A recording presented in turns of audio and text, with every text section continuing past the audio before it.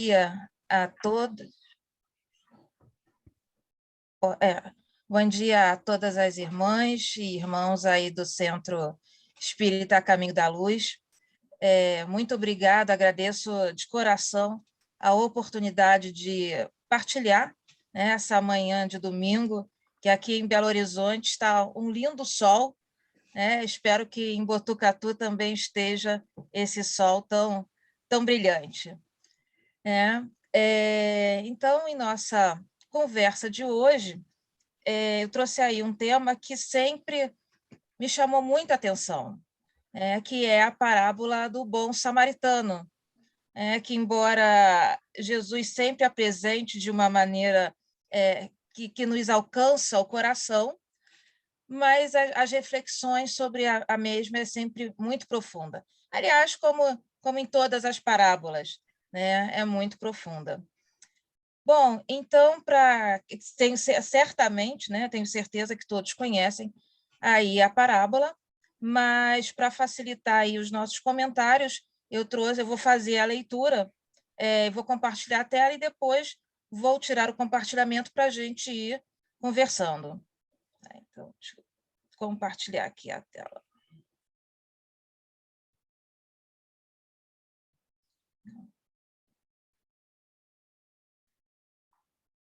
Vocês continuam me vendo? Ou só a tela? Sim. Os dois. Então, vamos lá. Então, nosso tema hoje é quem é você na parábola do bom samaritano. O Alfredo falou que temos aqui um arcanjo, mas esse arcanjo ainda precisa caminhar muito, muito, muito. Né? Quando ela se reconhece, então, aí, na parábola do bom samaritano, aí é que ela tem certeza. Né? Então, muito obrigada pelo carinho, Alfredo, mas sinto decepcioná-lo porque ainda preciso dar longos passos para chegar a ser um arcanjo em essência. Bem, então, para facilitar falar sobre a parábola, vou fazer a leitura. Então, levantando-se, disse-lhe um doutor da lei para o tentar: Mestre, que preciso fazer para possuir a vida eterna? Respondeu-lhe Jesus: Que é o que está escrito na lei? Que é o que lês nela? Ele respondeu: Amarás o Senhor, teu Deus, de todo o coração, de toda a tua alma e com todas as tuas forças, e a teu irmão como a ti mesmo. Disse-lhe Jesus: Respondeste muito bem, faze isso e viverás. Mas o homem, querendo parecer que era um justo, diz a Jesus: Quem é meu irmão? E aí, então, o fato. Deixa eu só mudar aqui de lado. Jesus, tomando a palavra, lhe diz: Um homem que descia de Jerusalém para Jericó caiu em poder de ladrões, que o despojaram, cobriram de ferimentos e se foram, deixando-o semi-morto e semi-nu. Aconteceu em seguida que um sacerdote, descendo pelo mesmo caminho, o viu e passou adiante. Um levita, que também veio àquele lugar, tendo-o observado, passou igualmente adiante. Mas um samaritano que viajava, chegando ao lugar onde jazia aquele homem, e tendo-o visto, foi tocado de compaixão. Aproximou-se dele, deitou-lhe óleo e vinho nas feridas e as prensou. Depois, pondo-o no seu cavalo, levou-o a uma hospedaria e cuidou dele. No dia seguinte, tirou 2 denários e os deu ao hospedeiro, dizendo: Trata muito bem deste homem, e tudo o que despenderes a mais eu te pagarei quando regressar. Qual desses 3 te parece ter sido o irmão daquele que caíra em poder dos salteadores? O doutor respondeu: Aquele que usou de misericórdia para com ele. Então vai, diz Jesus, e faz o mesmo. Lucas, capítulo 10, versículo 25 a 37. Bom, então, com essa nossa reflexão de hoje, né? E essa cena que ficou extremamente triste, mas tornou conhecida aí no mundo inteiro, eu penso que seja um bom momento para nós refletirmos acerca das nossas atitudes diante de tantas situações que nos aparecem, né? Diante de tantos fatos que surgem para nós, muitas vezes no decorrer dos nossos dias, onde nós não tínhamos planejado nada daquilo, e de repente o nosso planejamento diário ele muda, né? E será que nós estamos prontos e prontas para poder enxergar o próximo? Bom, então agora eu vou parar aqui de compartilhar a tela. Aqui. Bom, então, essa parábola ela traz, no mínimo, uns 6 ou 7 personagens. Então, tendo aí em vista que talvez nós ainda, né, assim, a humanidade ainda precise caminhar alguns bons passos para poder se tornar melhor, talvez seja aí, então, esse momento ideal para a gente fazer essa reflexão, e uma reflexão íntima, né? Uma proposta de pensamento mesmo, para saber com qual que nós nos aproximamos mais. É claro que não precisa responder, eu já falei para vocês aqui que eu ainda preciso caminhar muito, mas vocês, então, tenham essa resposta e fiquem refletindo aí pelo restante do domingo, e enfim, né? Acho que pela vida, porque essa parábola ela é muito profunda, então ela nunca deixa de estar no nosso dia a dia. Bom, então, já que o nosso mundo ele é um mundo aí, né, como vocês sabem, de provas e expiações, nós fomos inseridos aí numa prova coletiva, e que, portanto, para termos sucesso, não adianta que uma parte da humanidade se esforce e alcance êxito, né? Enquanto isso, uma outra parte seja neutra, aquele pessoal do tanto faz, e que, portanto, nega aí possibilidades existentes para a prática do bem, e não entende que, com esse tipo de atitude, muitas vezes está se separando da lei divina e se aproximando cada vez mais daquele pessoal mais pessimista, né? Daquele pessoal que vai se afastando, daquele grupo que vai se afastando das leis divinas, nutrindo instintos, nutrindo sensações inferiores, que vai se isolando, desculpe, que vai alimentando o pior dos vícios, que é o egoísmo. E que esse vírus aí ele trouxe grandes ensinamentos, né? E um deles é que, se nós não fizermos pelo outro, ele nos trouxe a possibilidade de nos isolarmos. Ele nos trouxe a possibilidade de ficarmos cada vez mais sozinhos se eu não olhar para o outro, se eu não fizer pelo outro. Então, ele nos trouxe aí a possibilidade do isolamento, né? E, portanto, se o meu pensamento não for um pensamento muito firme, ele nos traz também, ou melhor, nos motiva o egoísmo. Então, é uma situação, é uma prova coletiva para que nós fiquemos aí muito alertas. Então, não adianta querer se sair bem na prova, né, na prova coletiva. Claro que é importante eu cuidar de mim, claro que é necessário eu cuidar da minha família, aqueles que estão mais próximos, mas eu preciso também ter em mente uma coletividade.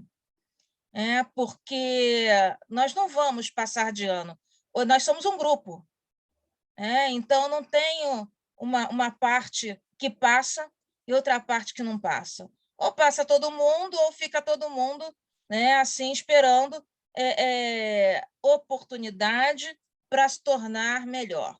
Então, ou vai todo mundo ou não vai ninguém.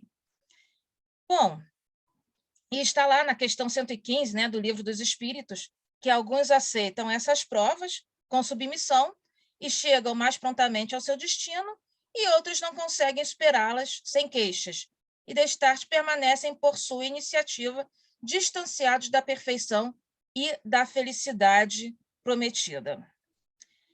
Bom, então a nossa parábola aí do bom samaritano, ele nos traz aí, está lá em Lucas, capítulo 10, versículo 25 a 37, nos traz aí as reflexões necessárias. Então, para iniciarmos as reflexões de hoje, comecemos refletindo, prestando atenção, que no início da parábola, Jesus fala que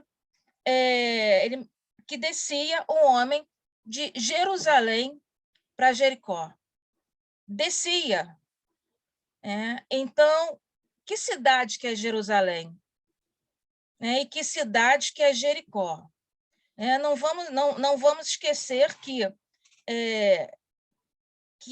os termos utilizados, especialmente quando nós fazemos, não sei se aí em Botucatu tem, o estudo do miudinho, que é o estudo minucioso do texto bíblico, e assim nós vamos fazendo a análise de termo por termo. Então, nós tivemos esse estudo e achamos interessante aí partilhar. Então, Jerusalém ela é uma cidade considerada sagrada para os judeus, e posteriormente vai ser considerada sagrada também para os cristãos. Mas, nesse momento da parábola, é tão e somente para os judeus. E, nesse momento, Jesus está falando aí com o doutor da lei. Portanto, um judeu que conhece bem Jerusalém. Já a cidade de Jericó é uma cidade localizada a 258 metros abaixo do nível do mar, em um oásis, no vale do Rio Jordão. E Jordão significa aquele que desce, no caso, aquele que desce em direção ao Mar Morto. E aí, então, é uma cidade irrigada por múltiplos canais aquáticos que vêm do Rio Jordão. Então, Jericó era considerada uma cidade extremamente bonita, é uma cidade turística, rodeada de fontes, de água, uma cidade fresca, e, portanto, se tornou uma rota comercial extremamente atrativa. Então, por lá, passava grande parte das pessoas interessadas em realizar negócios, e não exatamente em buscar elevação espiritual. Então, quem desce de Jerusalém para Jericó não vai buscar espiritualidade, vai buscar materialidade, vai buscar as coisas do mundo, vai buscar as coisas de César. Teoricamente, quem vai em busca da elevação espiritual sobe, se eleva. De Jericó seria, no caso de Jericó, para Jerusalém. Então, e toda elevação espiritual ela nunca vai descer, o nome já fala. Então, ela sempre vai ser um movimento de subida. E Jesus está falando aí logo no início que é um movimento de descida. Então, portanto, não está havendo elevação espiritual entre aqueles que estão envolvidos na parábola, entre os personagens aí da parábola. E lembrando aí que Jerusalém era também o ponto de convergência e, ao mesmo tempo, de irradiação entre os judeus da Palestina e dos irmãos espalhados aí por toda a parte do mundo. Bom, mas um homem tinha saído da cidade que parecia ter elevados padrões espirituais, elevados padrões morais, para voltar-se às coisas do mundo, indo em direção à materialidade. Bom, então, o Jesus, né, que obviamente não é nem um pouquinho bobo, ele vai dizer para o doutor da lei que para que ele fique atento, né, em outras palavras, claro que metaforicamente, mas fique atento, porque os personagens que vão entrar aqui a partir de agora, eles não estão exatamente num padrão elevado, eles não estão exatamente buscando espiritualidade, né? Então, antes de nós continuarmos, eu vou trazer alguns elementos para facilitar aí a nossa reflexão. Então, outro elemento é que a narrativa da parábola ela não se inicia exatamente no capítulo 10, mas no capítulo 9, né? No versículo aí 51, e vai do capítulo 51 ao 56. E depois continua no capítulo 10. Então, a primeira parte da parábola fala que Jesus, já sabendo que se aproximava ao tempo em que precisaria retornar à pátria espiritual, né, enviou João e Tiago à sua frente para que passassem pela Samaria e encontrassem hospedagem para o grupo. Então, João e Tiago foram caminhando à frente, saíram à frente, inclusive acharam estranho, porque eles não precisavam passar pela Samaria. Eles poderiam ir por outro caminho, inclusive que era mais próximo. Mas Jesus manda eles passarem pela Samaria justamente nesse momento aí que está próximo da realização da Páscoa dos judeus.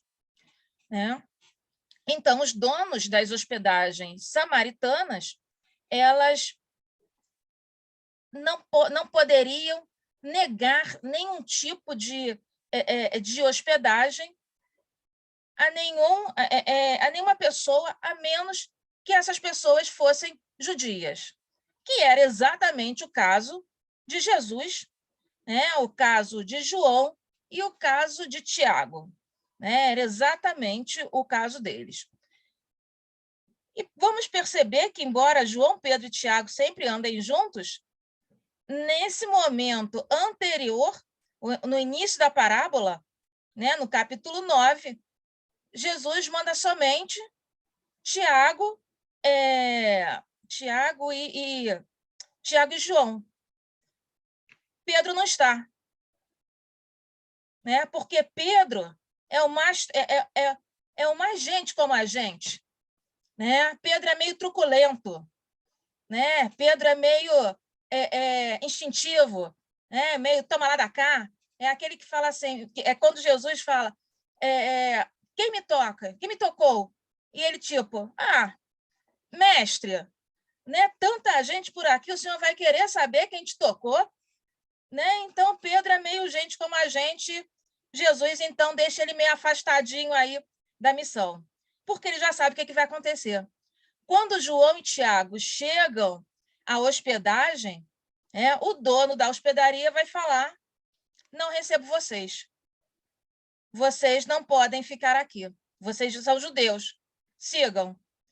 Imagina se Pedro estivesse lá.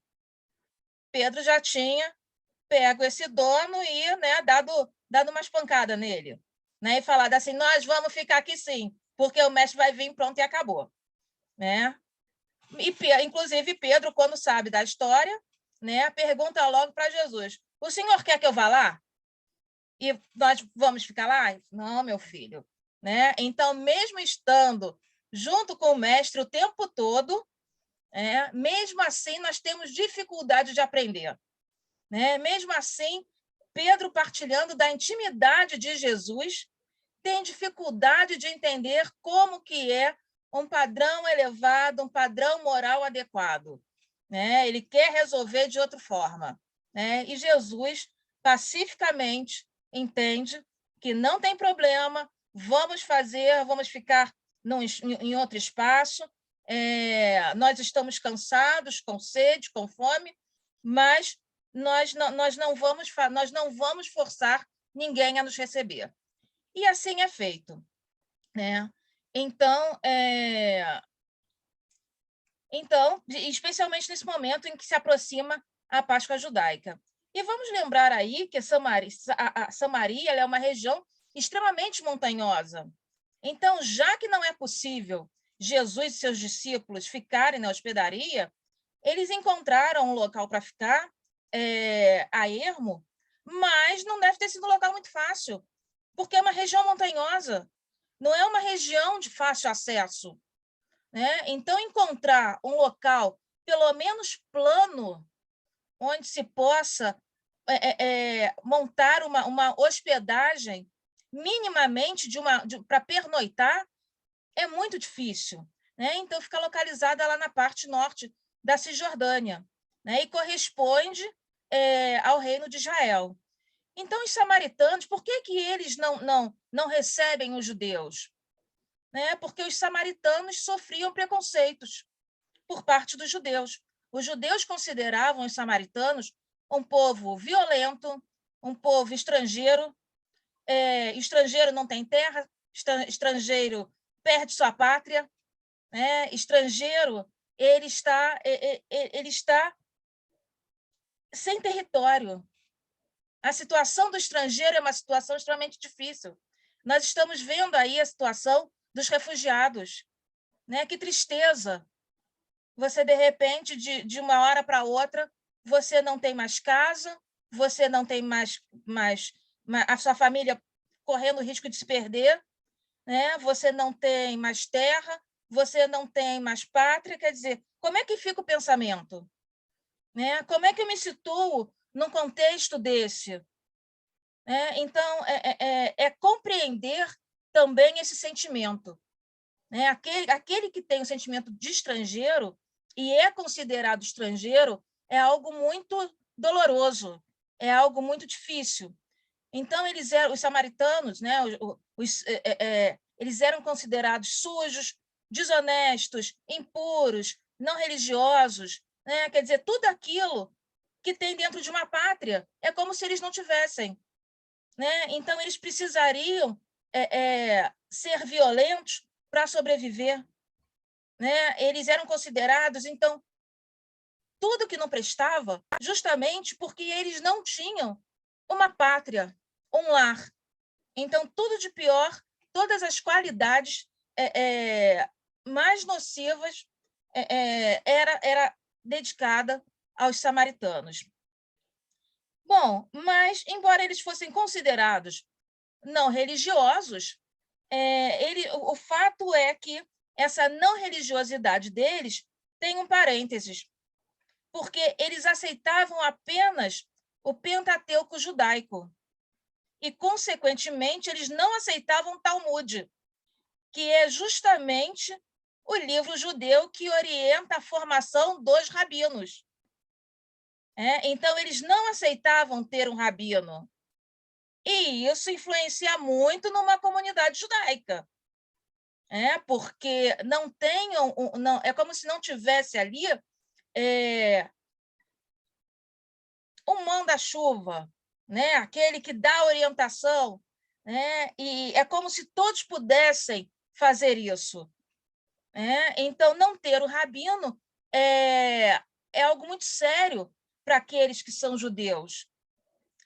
Bom, e a religião, então, dos samaritanos, ela passa a ser uma religião baseada tão e somente na Torá, que é também o livro sagrado do judaísmo. Então, os judeus entendiam que, por isso, teriam o direito de atacar a região, desprezar, violentar as mulheres, violentar as crianças, matar os homens, abater animais, né? E assim por diante, porque eles não aceitavam rabinos em sua comunidade, em sua região. Então, quando Jesus resolve passar pela Samaria, os discípulos acham aquilo estranhíssimo, né? Porque eles eram judeus. E lá, quando chegaram, eles, conforme nós já falamos, eles não foram muito bem recebidos. Né? Então, eles seguiram aí a viagem cansados e sedentos. O segundo elemento, aí, melhor, o terceiro elemento é que o texto hebraico ele utiliza o termo ahim para falar de irmão, né? Significa irmão e não significa próximo, né? Então, não era amar a teu próximo como a ti mesmo, é amar a teu irmão como a ti mesmo. Né? Porque quando nós trazemos o próximo como nosso irmão, isso aproxima muito mais. Então, assim, não é ama o teu próximo como a ti mesmo. A nossa tradução ela é um pouco equivocada, né? Porque o termo hebraico é ahim, e ahim é irmão, não é próximo. Né? Então, ama o teu irmão como a ti mesmo. Né? Então, esse trecho ele consta lá no Levítico, capítulo 19, no versículo 8. Bom, e a parábola aí, ela, como nós já vimos, ela é rica em situações de contexto sócio, histórico-cultural, que aparecem nas suas mais diversas nuances. Né? Então, quando Jesus faz as duas perguntas para o doutor da lei, são perguntas já muito que exigem uma resposta já voltada para a prática do bem. Não, então, ele pergunta, o que está escrito na lei? Esse judeu, esse doutor da lei, ele precisa saber. Ele é um doutor da lei. Então, embora uma lei mosaica, ele é um doutor da lei. E a segunda pergunta é, o que lês nela? Ou seja, o que você entende? Qual é a sua interpretação? Ele está perguntando diretamente para aquele doutor da lei. Ele não está perguntando para a comunidade judaica. Ele está perguntando especificamente para aquele doutor da lei. Qual é a sua interpretação? O que você lê nela? O que você entende? Né? E o doutor da lei, aí disposto a exibir toda a sua inteligência, né, quis demonstrar que conhecia profundamente as 613 leis contidas no Pentateuco, da lei mosaica, né, e respondeu de forma resumidíssima: amarás o Senhor teu Deus de todo o coração, de toda a tua alma, com todas as tuas forças e de todo o teu espírito, e a teu irmão como a ti mesmo. Então, quando ele fala que tem que amar com todas as tuas forças e de todo o teu espírito, lá está claro que você precisa amar de corpo e espírito. Você precisa amar o teu irmão na integralidade dele, seja ele como ele for, na integralidade dele. Só que para o judeu, o irmão, aliás, tem duas interpretações de irmão, e a mais aceita, a interpretação de irmão mais aceita era que os judeus só aceitavam aqueles que eram iguais. Ou seja, judeu só aceita judeu. Os que compartilham dos mesmos costumes, da mesma religião, o que estão juntos ali um com o outro. Se não fosse judeu, não precisava de irmandade, porque não eram irmãos. E a segunda corrente, que era muito menos aceita, era a corrente de Hillel, que era avô de Gamaliel. Lembrando aí que Gamaliel foi o mestre de Paulo, de Saulo, na verdade, que aparece aí, que tem uma história aí tão bacana aí no Paulo Estevão, que dizia que irmão são todas as pessoas, sem distinção de credo, de raça, de pensamento, enfim, nada constitui uma separação para que o outro não possa ser reconhecido como meu irmão. Ou seja, ele dá um sentido amplo para o termo. Em outras palavras, não tem justificativa para eu dizer que vocês não são meus irmãos. Então, para Gamaliel, para Hillel, todos nós somos irmãos. E é importante porque Hillel também era judeu. Então, Hillel também tinha uma representatividade na comunidade judaica. Mas essa corrente dele não era uma corrente muito bem aceita. Bom, então observemos que esse homem, né, o homem que vai descendo de Jerusalém para Jericó, ele é encontrado semi-morto. Ele estava numa cidade, entre uma cidade sagrada e uma cidade rica, ou seja, entre Jerusalém e Jericó. E certamente por ali passavam, além de comerciantes, né, pessoas de alto nível financeiro e social, né, e principalmente pessoas consideradas religiosas, né, pessoas consideradas de respeito, porque eram religiosas, né, e, portanto, não era uma estrada qualquer. Né? O caminho de Jerusalém para Jericó não é um caminho qualquer, né? É um caminho diferenciado justamente pelo que representava essa rota. Né? Então, esse homem que ali se encontra semi-morto e nu, né? Então, não há como identificar se ele era judeu ou não, porque o judeu também é identificado pelas suas vestes. Há símbolos nas suas vestes. O seu vestuário é simbólico. Então, se esse homem estava nu, não tem como identificar. Como é que eu vou saber se ele é meu irmão ou não é? Como é que eu vou saber se eu preciso ajudar ou não preciso ajudar? Né? Que sinuca de bico, né? que os judeus são colocados aí. Então, é muito importante entender isso.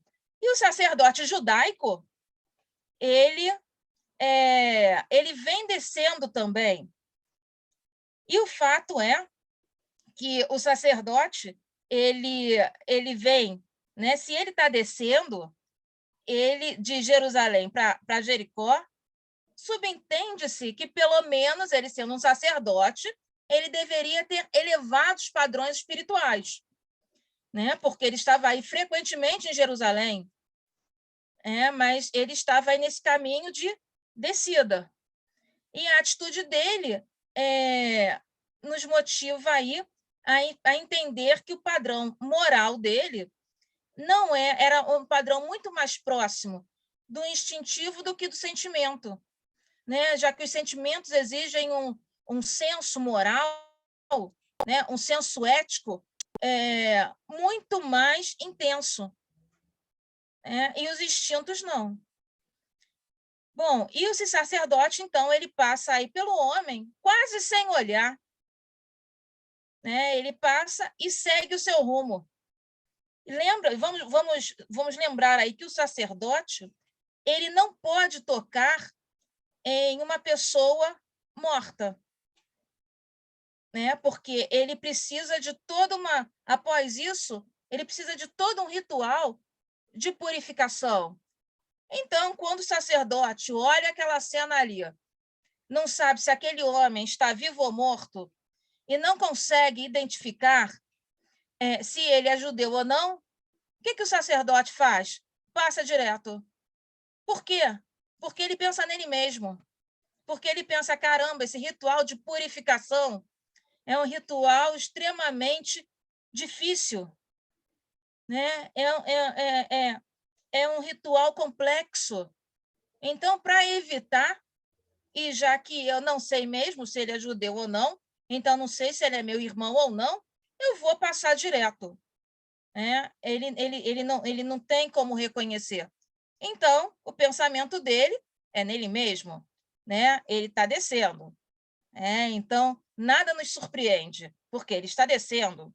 Né? E Jesus já deixou claro lá no início. Então, esse sacerdote ele demonstra que ele estava muito distante do que ele falava sobre o amor. Ele não estava preocupado com ninguém além de si mesmo. Então, é aquela, faço o que eu digo, não faço o que eu faço. Em seguida, passou aí pela mesma estradinha o levita. Né? O levita Quem eram os levitas? Né? Os levitas, eles eram israelitas da tribo de Levi. E essa tribo foi escolhida por Deus para cuidar do templo e guiar o povo na adoração a Deus. Portanto, os sacerdotes do templo eram os descendentes de Arão, que era levita. E o livro do Levítico é o coração da Torá. É no terceiro livro, né, do Pentateuco mosaico que constam as leis religiosas, que constam as leis éticas e morais do povo judeu. Então, não é qualquer livro. E os levíticos foi o povo, segundo eles, é o povo escolhido para cuidar justamente dessa parte da sua comunidade, da sua sociedade, porque é lá onde constam as leis religiosas e as leis éticas do povo judeu. É lá onde está: amará o teu irmão como a ti mesmo. É justamente lá, no Levíticos. Né? Então, o levita, que também era judeu, ele passou também pela situação, deu uma olhadinha rápida, mas também não parou, né? Demonstrando que, embora dominasse e conhecesse a lei judaica, né? Conhecesse a lei mosaica, ele também não estava aí muito preocupado em colocá-la em prática. Então, ele continua aí descendo a sua caminhada e não para. Então, ele sabe o que é para fazer, mas ele não faz. E com isso, assim, só com esses dois personagens, nós já podemos aí fazer grandes reflexões, né, acerca de nós mesmos. E, por fim, né, o terceiro personagem que aparece, mas ainda vão haver outros, né, o personagem que é o samaritano. E no samaritano, no processo do samaritano, há algo importante. Primeiro, porque diz que ele estava viajando e passa por lá, passa por onde? Por aquela cena. Então, não diz que o samaritano estava descendo de Jerusalém para Jericó e nem que ele estava subindo de Jericó para Jerusalém. Diz apenas que ele estava viajando e por lá passou. Então, nós não sabemos exatamente se o samaritano subia ou descia, mas o fato é que ele foi tocado.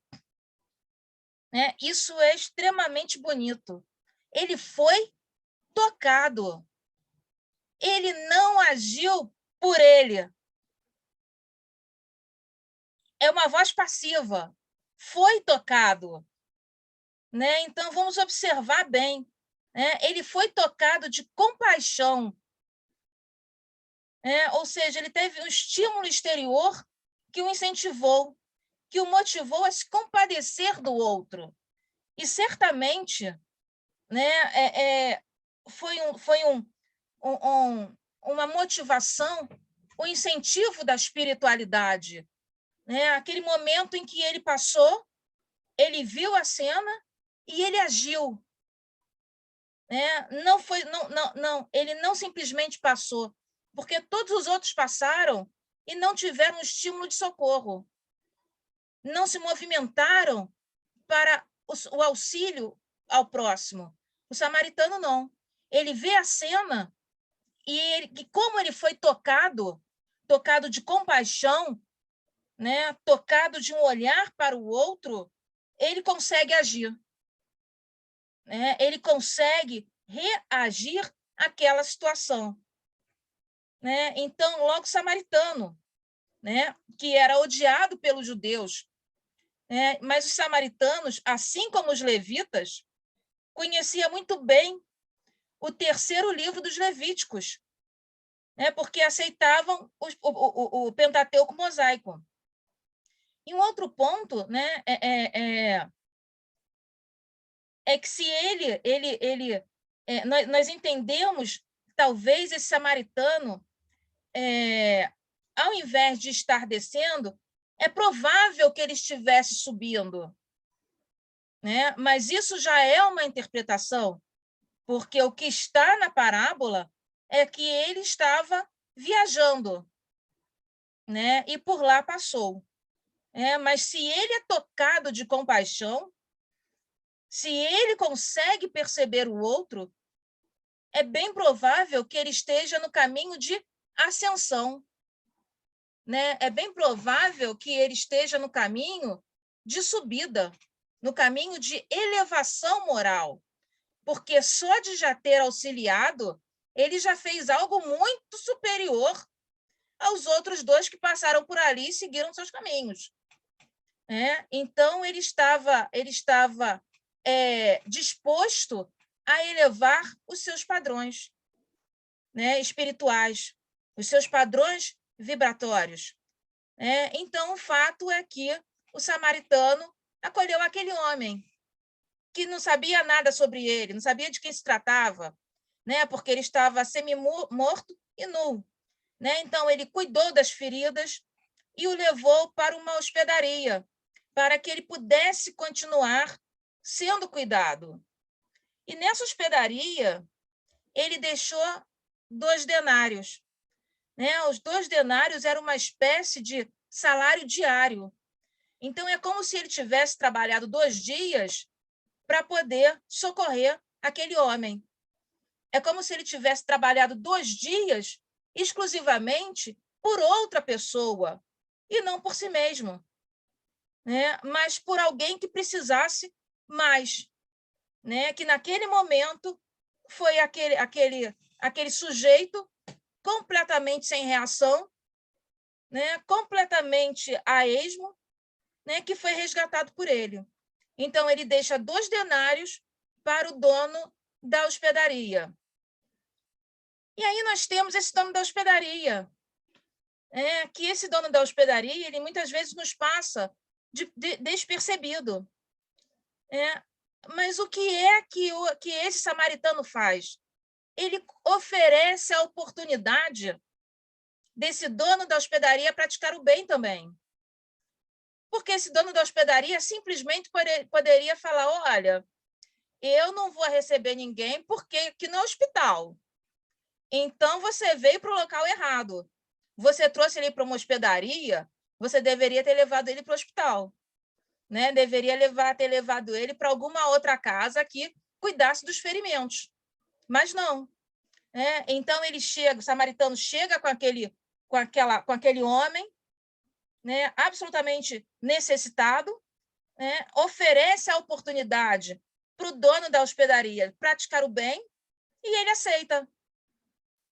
Ele não faz questionamento, ele fala, não, opa, peraí, mas e se esse homem morre aqui?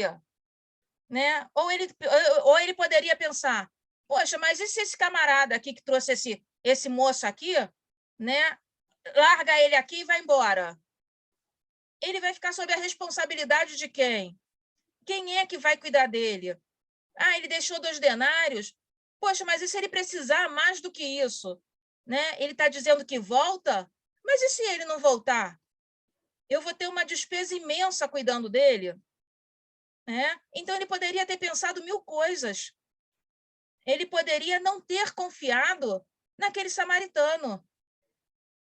Ele poderia ter feito 1000 objeções, porque a função dele era tão e somente alugar um quarto, não é cuidar dos hóspedes. E alugando o quarto, ele já estava fazendo aquilo que lhe competia.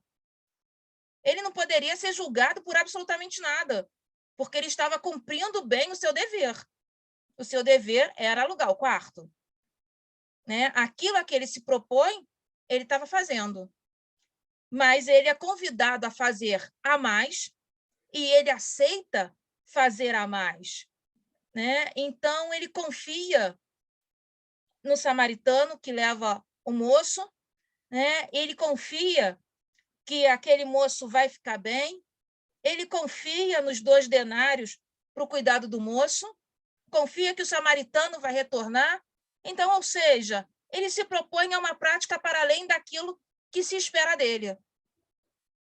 Né? Ele está disponível para amar, para mais e para amar. Né? E isso é uma situação que, muitas vezes, nós nos encontramos, porque, às vezes, nós pensamos assim, mas eu estou fazendo o meu trabalho da maneira correta, né? Eu estou fazendo o que me cabe, eu estou fazendo o que me compete. Então, eu não preciso fazer nada além daquilo. Né? Eu não preciso fazer nada além da expectativa.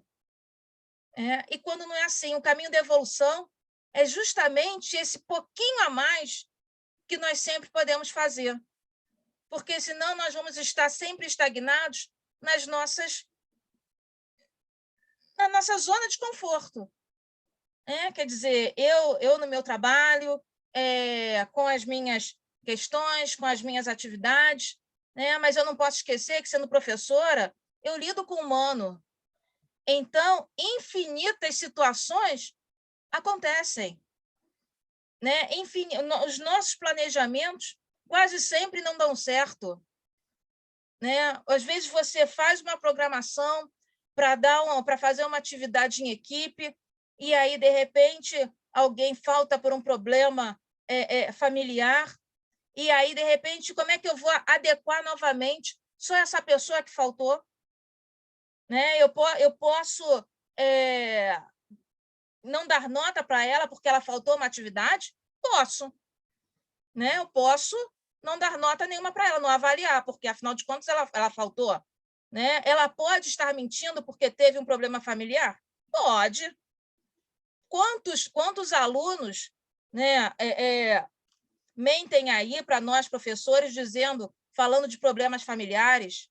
Então, pode estar mentindo também, mas cabe a nós avaliar a situação. Eu também não posso falar que, em todas as situações, eu vou agir de uma tal maneira e que, em outras, vou agir de outra maneira. Então, cabe a cada um de nós avaliar a situação e ver, de fato, o que é mais adequado. Ver, de fato, aquilo que o nosso coração nos convida a realizar. Nos convida a oportunidade de praticar o bem. Então, é como se... Nós temos um filósofo que é o Spinoza, e que ele fala muito dessa questão dos afetos.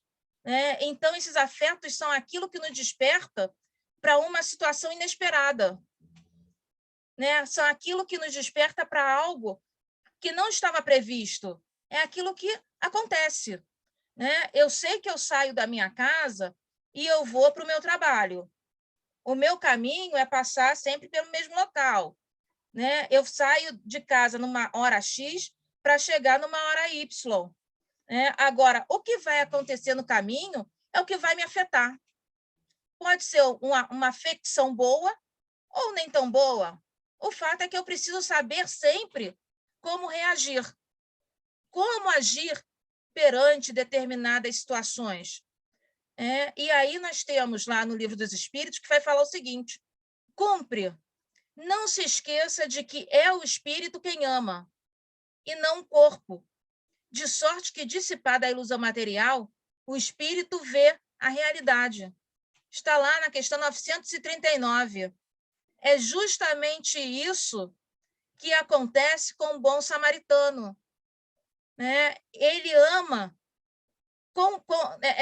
pelo espírito. É o espírito que ama. Não é o corpo, é o espírito. E vamos prestar atenção que o espírito da questão 939 está lá com E maiúsculo. Então, ele tem uma conexão direta com a espiritualidade, com Deus, com o próprio Deus, com a própria criatura de Deus. Então, é Deus que ama, é Deus que vive em mim. Se é Deus que vive em mim, Eu não posso me furtar ao olhar aquele cidadão semi-morto e nu ali na estrada e deixar ele ali. Então, não é o samaritano, não é o judeu, é o espírito, né? É esse espírito que vai tocar.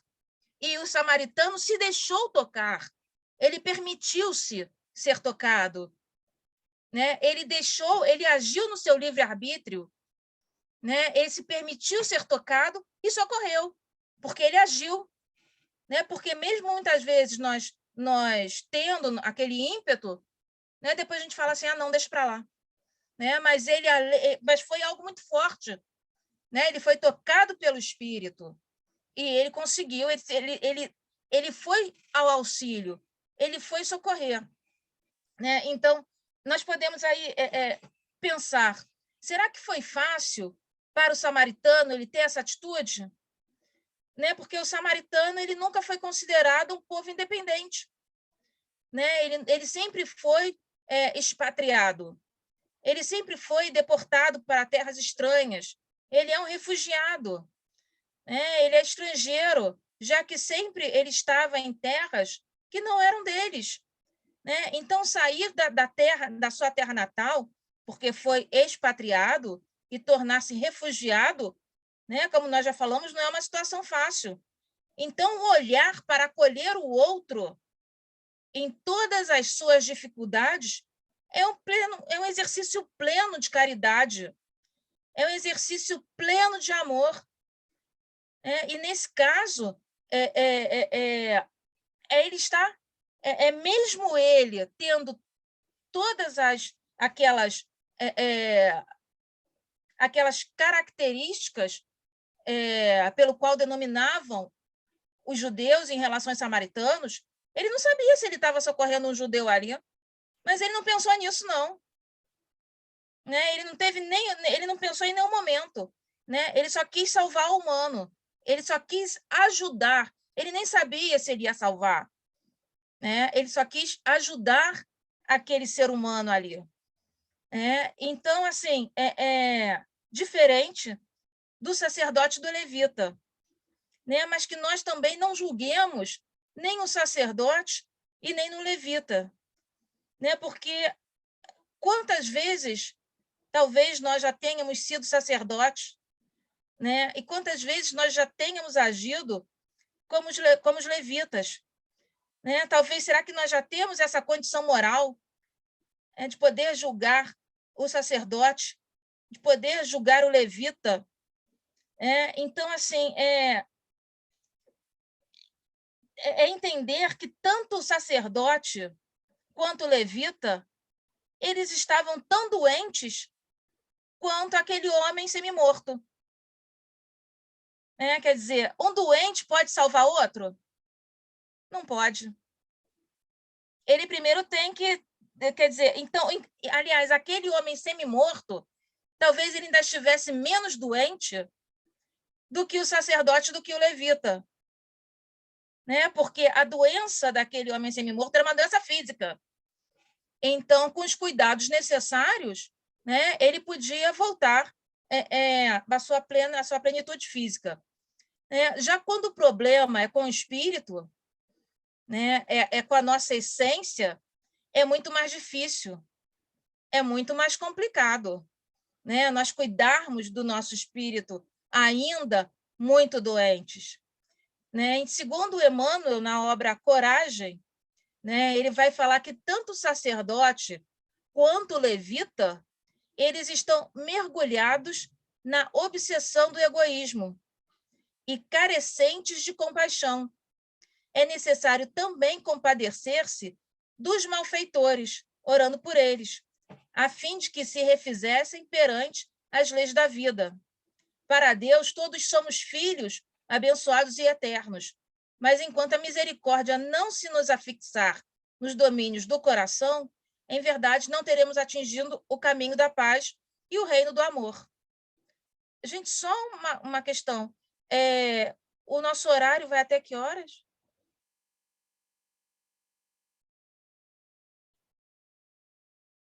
Sem microfone. Que horas? Liga seu som, Alfredo.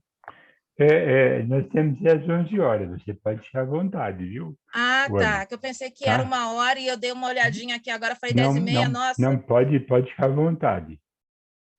Então tá, joia, obrigado. Então, quer dizer, Emmanuel nos fala, né, que é preciso cuidar do sacerdote, cuidar do levita e ainda orar pelos malfeitores, por aqueles que agrediram esse homem, que deixaram ele semi-morto na estrada, que o saquearam. Né? Então, é preciso... todos ali estão doentes.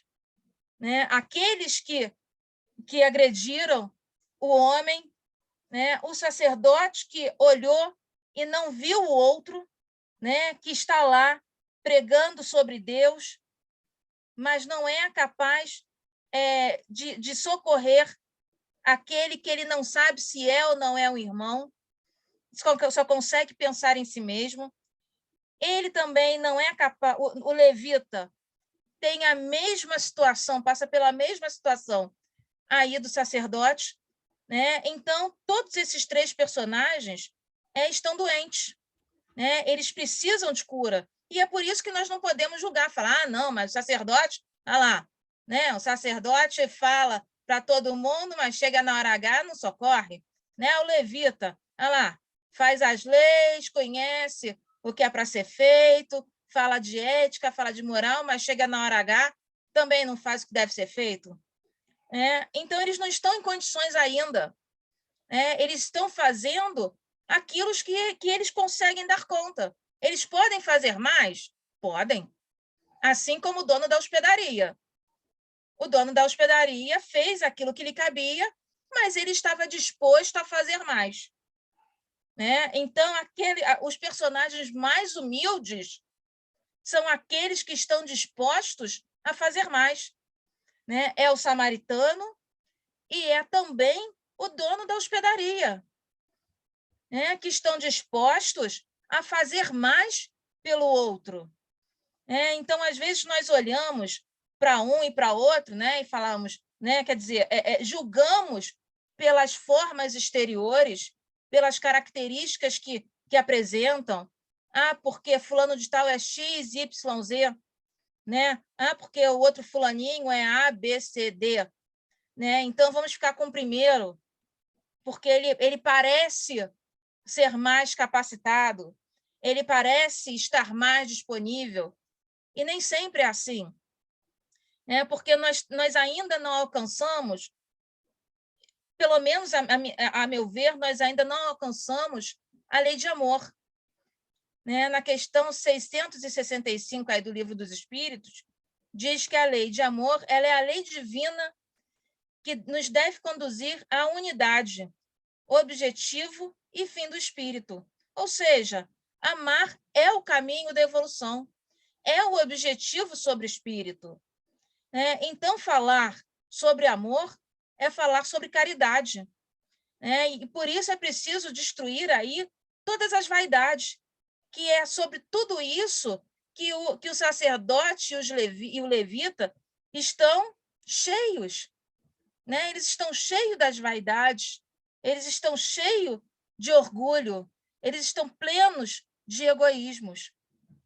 Então, uma pessoa assim é uma pessoa sadia? Não pode ser, porque o caminho natural é justamente a prática do amor. Eu só consigo deixar de ser egoísta quando eu saio de mim e me abro para o próximo, me abro para o mundo. E aí, assim, quando no capítulo 15 do Evangelho, segundo o Espiritismo, nos fala que fora da caridade não há salvação, e que é justamente esse nosso dizer tão conhecido aí dentro da doutrina espírita, que a parábola do bom samaritano é abordada. É justamente em conexão com essa máxima que nós utilizamos tanto aí no Espiritismo, porque toda a moral de Jesus ela se resume em caridade e humildade, que são justamente as duas virtudes contrárias ao egoísmo e ao orgulho, que foram justamente as virtudes encontradas no samaritano e também naquele que ele convida à prática da caridade, que é o dono da hospedaria. Então, se o orgulho e o egoísmo motivaram os ladrões, os sacerdotes e os levitas, que assim como aquele homem caído, eles também possam ser cuidados, e que um dia eles possam também ver aquele homem caído como uma vida íntima a sua, como um irmão amado, conforme Emmanuel nos orienta, compreendendo e auxiliando os vizinhos e companheiros, parentes e amigos, sem nada exigir e sem nada perguntar. Então, vamos fazer aí o papel do samaritano, ou seja, vamos pelo menos nos esforçarmos para que nós possamos fazer aí o papel do samaritano, ainda que muitas vezes estejamos mais próximos, talvez, do sacerdote ou do levita. Segundo Joana de Ângeles, na obra Jesus e a Atualidade, ela vai nos dizer o seguinte, que por amor, Jesus elegeu um samaritano desprezado para dele fazer o símbolo da solidariedade. Elegeu um samaritano como exemplo de solidariedade em detrimento de um sacerdote presunçoso e de um levita astuto que desfrutavam de algum prestígio na comunidade dominadora, embora aquele fosse detestado e desconsiderado. Então, cabe nos perguntar hoje, quem é aquele homem caído? São os mais necessitados, aqueles que perderam o emprego aí por causa da pandemia, aqueles que perderam o equilíbrio, aqueles que são os refugiados, as famílias que estão sendo desestruturadas. Então, a humanidade precisa entender o que é amar, precisa aprender a prática da caridade, na sua maior simplicidade, sem a presunção do levita, e sem a astucidade do sacerdote. Então, que nós possamos entender essa situação atual, que a releitura do Bom Samaritano possa ser aplicada à nossa situação atual.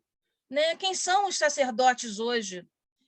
São os falastrões, que continuam sendo aqueles que dizem saber o que é certo e o que é errado, mas que se negam a praticar o bem por puro egoísmo, que são aqueles que têm capacidade, muitas vezes, de estender a mão ao irmão, mas não querem fazer, porque são preconceituosos, porque se acham superiores, porque se acham que sabem mais, que têm maiores domínios sobre tudo, que são melhores.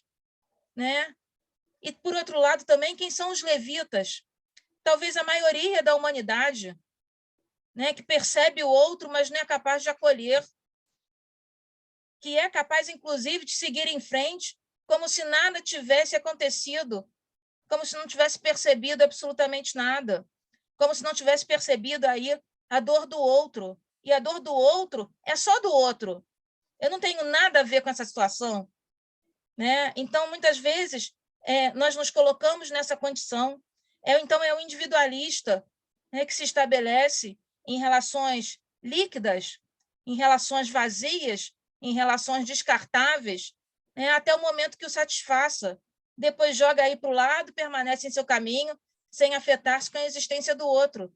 E as mídias sociais, elas têm claro que são veículos extremamente importantes, mas nós precisamos utilizar sempre o filtro, né? O filtro é fundamental, porque senão nós muitas vezes podemos cair no vazio, né? naquele falar sem nenhum argumento bem fundado, né? E ao falar por falar. Às vezes se fala muito bonito e aí desliga a câmera, pronto, acabou, ninguém mais está me vendo e eu me dou o direito de ser uma pessoa que passa pela vida, passa pelo outro e o outro que se vire. Né? Então, e ainda temos aí os saqueadores, né? Os ladrões. Né? Quem são eles hoje? Né? São aqueles que assaltam a vida dos irmãos mais frágeis, né? Muitas vezes em sua própria espiritualidade, que desencorajam a busca pelo bem, né? Que motivam agressões pautadas em argumentos preconceituosos. É aqueles que muitas vezes nos dizem assim: ah, mas você é espírita, quer bancar o bonzinho, isso não adianta de nada. Né? Que querem assaltar a nossa espiritualidade, que querem nos tornar frágeis. Né? Então, muitas vezes, o saque não vem à mão armada. Ele vem de uma maneira hoje muito diferente. Né? Eles podem nos golpear através de uma fala branda. Né? Podem incutir o obsessor hoje. Ele não é mais aquele obsessor que muitas vezes nos tira do sério. Né? Mas a obsessão hoje ela é diferente. Ela vai nos dando prazer, por exemplo, em não fazer nada. Né? Por exemplo, em ficar... Eu tenho um monte de coisa para fazer, mas eu vou fazer aquilo que eu mereço. Eu vou fazer aquilo que eu gosto. Eu vou sentar aqui, vou assistir uma série inteira.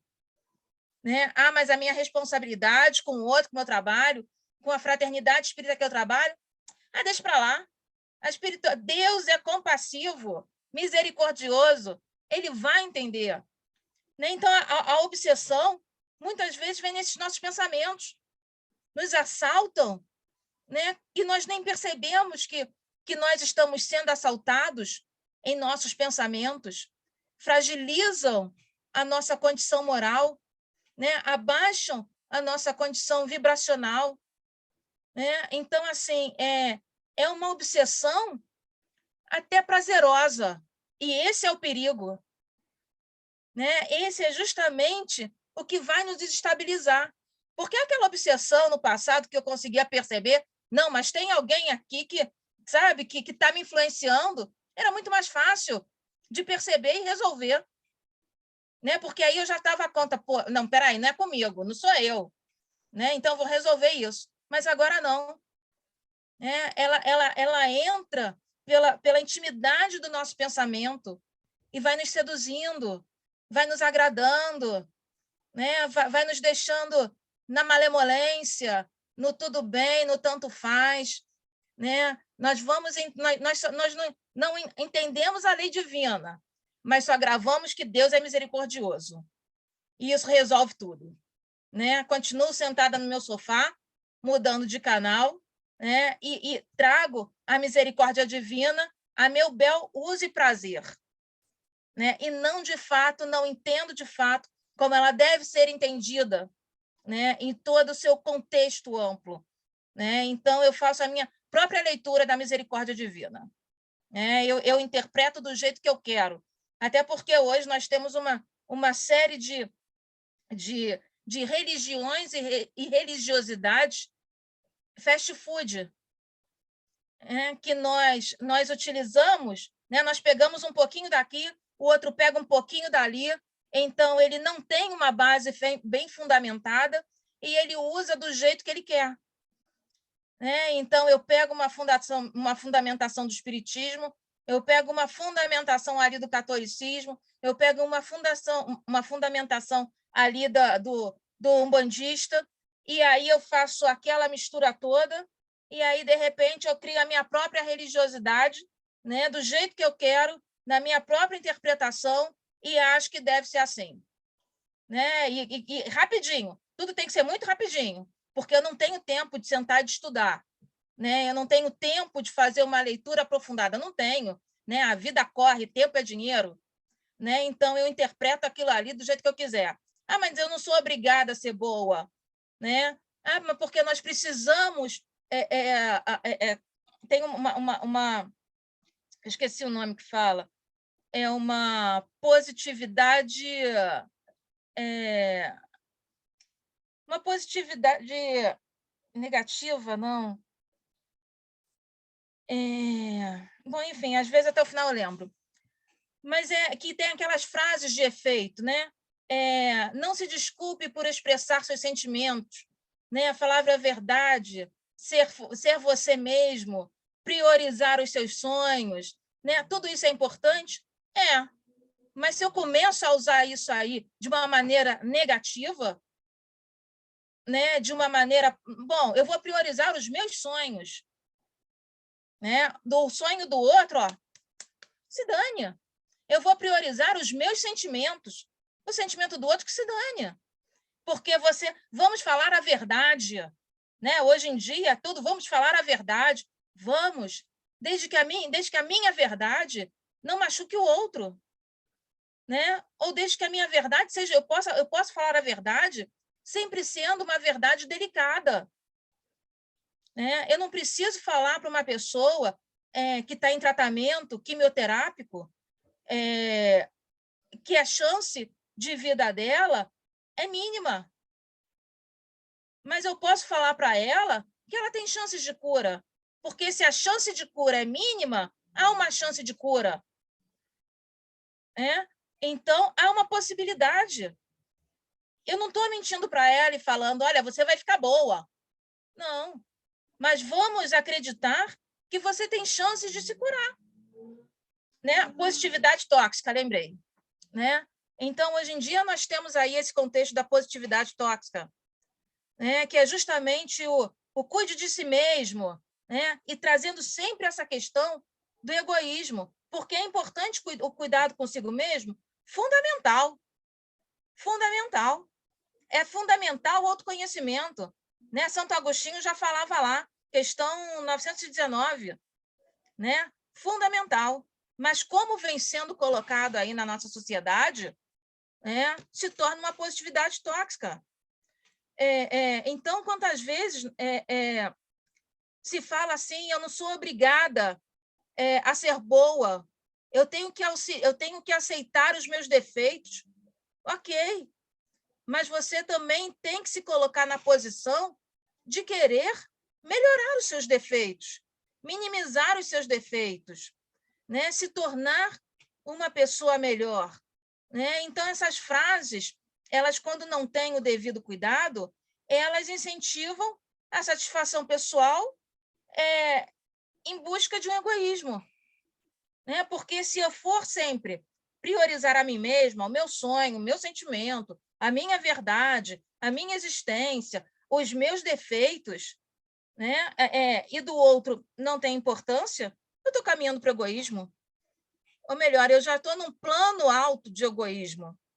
Né? Então, a obsessão está aí também. Né? Está nos autocolocando. Aqui, ó, vamos enaltecer você. Né? Aí começa a vir aqueles pensamentos. Pô, tá vendo como é que você é melhor que ciclano? Estou te falando. Né? Não fica muito junto com esse pessoal, não. Aqui, faz o que você tiver vontade de fazer. Né? Faz o que você, porque você é imperfeita e é assim mesmo. Né? Você está no mundo de provas e expiações, ó, tá tudo bem, né? Então você tem o direito de ser imperfeita, você tem o direito de ser assim o assado. Não é por aí. Nós estamos no mundo de provas e expiações?